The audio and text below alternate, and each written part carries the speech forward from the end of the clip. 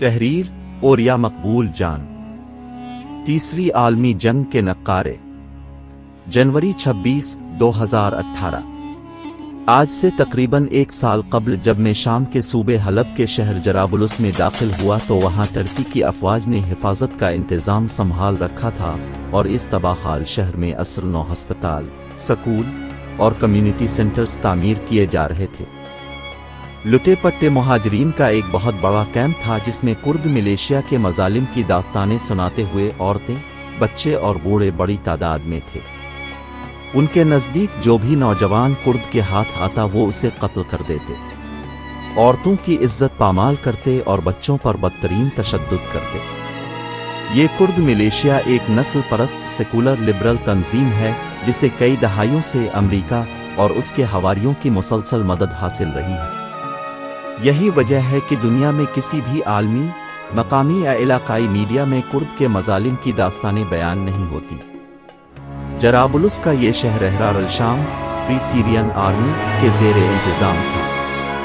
شہر کی حالت کھنڈر جیسی تھی جسے شام کی بشار الاسد کی اقلیتی حکومت کی افواج، دولت اسلامیہ اور کرد ملیشیا کی لڑائی نے ایسا کر دیا تھا۔ کیمپوں کی حالت ناگفتہ بے تھی۔ بچے بوڑھے اس قدر میلے کچیلے نظر آ رہے تھے جیسے انہوں نے مہینوں سے غسل نہ کیا ہو۔ ہسپتال میں ہر روز زخمی لائے جا رہے تھے۔ کوئی امریکی بمباری سے زخمی تھا تو کسی کو روسی طیاروں سے گرائے جانے والے بموں نے اس حال میں پہنچایا تھا۔ جرابلس شہر میں داخل ہونے سے پہلے آپ کو بلند پہاڑیوں سے گزرنا پڑتا ہے۔ اگر آپ کے پاس گوگل نقشے کی سہولت میسر ہو اور آپ پہاڑوں سے نیچے کی جانب آئیں تو آپ کے سامنے ایک تاحد نظر پھیلا ہوا میدان نظر آئے گا، اتنا بڑا میدان کہ اس کا کوئی دوسرا سرا نظر نہ آئے۔ اس بڑے میدان میں ترکی کی سرحد سے تقریباً 14 کلومیٹر دور داموک کا گاؤں ہے اور اس کے نزدیک ہی اماک کا گاؤں ہے۔ ان دونوں کے درمیان ایک بڑا قصبہ اعزاز واقع ہے۔ اس بڑے میدان میں اگر بلندی سے دیکھیں تو ان کی آبادی نہ ہونے کے برابر لگتی ہے۔ گرمیوں میں سخت گرمی یعنی جولائی میں زیادہ سے زیادہ 40 ڈگری سینٹی گریڈ اور سردیوں میں یعنی جنوری میں اس کا درجہ حرارت -2 ڈگری سینٹی گریڈ تک گر جاتا ہے۔ میں نے ان دونوں مقامات کی اس قدر تفصیل اس لیے درج کی ہے کہ یہ وہ میدان ہے جہاں سید الانبیاء کی بتائی گئی پیش گوئیوں کے مطابق روئے زمین پر حق و باطل کا بہت بڑا اور آخری معرکہ ہونے والا ہے۔ کوئی اس میدان کو دیکھے اور پھر چاروں جانب اس کی وسعت کا اندازہ کرے تو اسے یقین ہونے لگے کہ یہ مقام واقعی کسی بڑی جنگ کو اپنے دامن میں سمو سکتا ہے۔ ان آخری مارکوں کی ایک ترتیب زمانی ہے جسے آج کے دور میں ٹائم لائن کہا جاتا ہے۔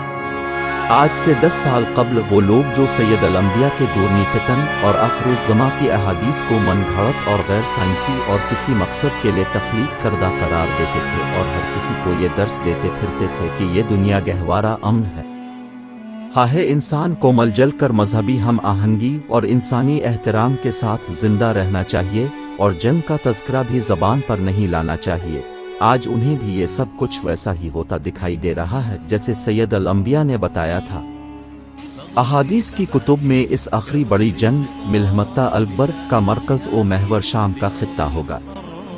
سید الانبیاء نے خبردار کرتے ہوئے فرمایا، اگر اہل شام میں خرابی آئی تو پھر تم میں کوئی خیر باقی نہ رہی، وہاں ایک گروہ ہمیشہ برسرنی پیکار رہے گا، اللہ کی نصرت و فتح ان کے ساتھ ہوگی، انہیں کسی کی پرواہ نہ ہوگی کہ انہیں کون رسوا کرتا ہے۔ اس حدیث کے الفاظ آج کس قدر واضح ہیں۔ یوں تو سید الانبیاء نے اس آخری جنگ کے 4 بنیادی مراکز بتائے ہیں۔ 3 کے حوالے ایک طرح احادیث میں ہیں اور دوسرے میدان جنگ کے بارے میں الگ احادیث ہیں۔ پہلا محاذ مشرق وسطیٰ سے متعلق ہے۔ عبداللہ بن حوالہ ازدی سے روایت ہے کہ رسول اللہ نے فرمایا، تمہاری مختلف فوجیں ہوں گی، ایک شام میں، ایک عراق میں اور ایک یمن میں۔ حضرت عبداللہ نے پوچھا، میں کس میں شامل ہوں؟ سید الانبیاء نے فرمایا، تم شام کی فوج میں شامل ہو جانا اور یہ نہ ہو سکے تو یمن کی فوج میں شامل ہو جانا۔ دوسرا محاذ اسی دوران ہونے والے غزوہ ہند سے متعلق احادیث میں درج ہے۔ ان احادیث میں ٹائم لائن کے حساب سے اہم ترین حدیث یہ بتاتی ہے، ایک قوم میری امت میں سے ہند پر حملہ کرے گی، अल्लाह इसको फतह अता फरमाएगा, यहाँ तक कि वो हिंद के बादशाहों को जंजीरों में जकड़ कर लाएंगे। बस अल्लाह उनके गुनाहों की मग़फ़िरत फरमाएगा, फिर वो वापस आएंगे तो शाम की तरफ ईसा इब्न मरियम को पाएंगे। ये दोनों महाज इस वक्त इस बड़ी आलमी जंग के इब्तिदाई मराहिल में दाखिल हो चुके हैं और वैसी ही तरतीब नज़र आ रही है जैसी सैयद अल-अंबिया ने फरमाई। तमाम अहादीस जो इस मौजू पर हैं उनकी तादाद हज़ारों में बनती है, और अगर उनकी तरतीब ज़मानी का एक खुलासा बनाया जाए तो यूँ निकलेगा कि फरात के किनारे एक सोने का पहाड़ बरामद होगा जिस पर लड़ने वालों में से 100 में 99 मारे जाएंगे। जजीरा नुमा अरब इस वक्त तक खराब ना होगा जब तक मिस्र खराब ना हो जाए। जब मिस्र में पीले झंडे बरामद हों तो शाम के लोगों को ज़ीरे ज़मीन पनागाहें बना लेनी चाहिए। याद रहेगी, शाम पर अक्सर तबाही फ़िज़ाई हमलों से हुई। बैतुल मक़दस की आबादी, ट्रंप का ऐलान, मदीना की वीरानी, बड़ी जंग मिल्हमत्ता अल-अकबर का आगाज़ और कुस्तुनतुनिया की फतह, दज्जाल का ख़ुरूज। इस तरतीब ज़मानी के एतबार से हम जंगे अज़ीम के दहाने पर खड़े हैं, जिसके आखिरी मैदान हिंद और शाम में दामुक और अमाक है। शाम की जंग में लड़ने वाले गिरोहों को सैयद अल-अंबिया ने रूमी और अरब कहा। इब्न हुबान और मस्तदरक हाकिम में हदीस दर्ज है, फिर रूमी अपने बादशाह से कहेंगे हम अरब वालों के लिए आपकी जानिब से काफ़ी हैं। चुनांचे वो जंग अजीम के लिए इकट्ठे होंगे। वो 80 झंडों के तहत आएंगे और हर झंडे के तहत 12,000 सिपाही होंगे। अपने फरमाया उनकी तरफ एक लश्कर मदीना से पेश कदमी करेगा जो इस जमाने के बेहतरीन लोगों में से होगा। इनमें से 1/3 मुसलमान भाग खड़े होंगे जिनकी तौबा अल्लाह कबूल नहीं करेगा, 1/3 शहीद हो जाएंगे जो अफजल अल-शुहदा होंगे और 1/3 फतह हासिल करेंगे। उस वक्त दोनों मैदाने जंग गर्म हो चुके हैं। तुर्की ने 21 जनवरी को सुबह के वक्त अफवाज शाम के आफरीन के इलाके में उतार दी है। तुर्की का मकसद अपनी सरहद के साथ साथ 30 किलोमीटर का महफूज इलाका सेफ जोन बनाना है, लेकिन इसकी ये हरकत अमेरिका और आलमी ताकतों को नाराज करने के लिए काफ़ी है, जिन्होंने कुर्स को मुद्दतों एक सेकुलर लिबरल फौज की हैसियत से पाला पोसा। यूं तो इस वक्त पूरा तुर्की तैयब अर्दवान की क़यादत में जमा है और तुर्की की हर मस्जिद में कुनूत नाज़िला पड़ी जा रही है।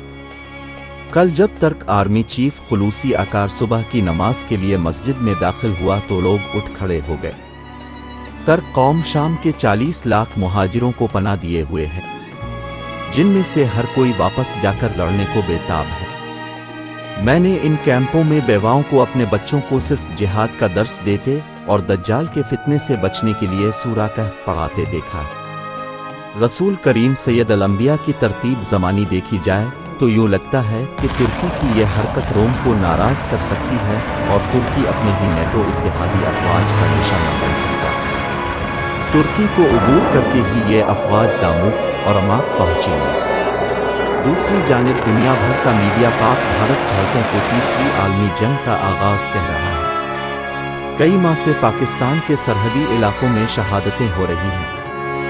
उधर जम्मू के इलाके आरीना में पुलिस सरबराह सरेंदर चौधरी का कहना है कि यहां से 36,000 लोगों को घरों से निकाल दिया गया है ताकि जंग का मैदान वसी हो और शहरी आबादी निशाना न बने। यूं तो दोनों आलमी जंगें अपने मखसूस वक्त पर आगाज करेंगी और वक्त का इल्म सिर्फ अल्लाह को है, लेकिन इन दोनों जंगों में फतह मुसलमानों का मुकद्दर है।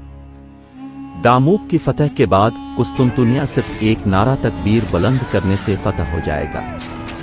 मुसलमानों की उन अजीम फतूहात के बाद दज्जाल अस्फहान से निकलेगा जिसके साथ 70,000 यहूदी होंगे, जिससे आखिरी जंग के लिए सैयदना ईसा अब्ने मरियम का नुज़ूल होगा। कौन है जो ये कहे कि ये किस्से कहानियां हैं या मन घड़त अफसाने? अहादीस से इनकार करने वालों के सामने सब वाज़ेह होता जा रहा है।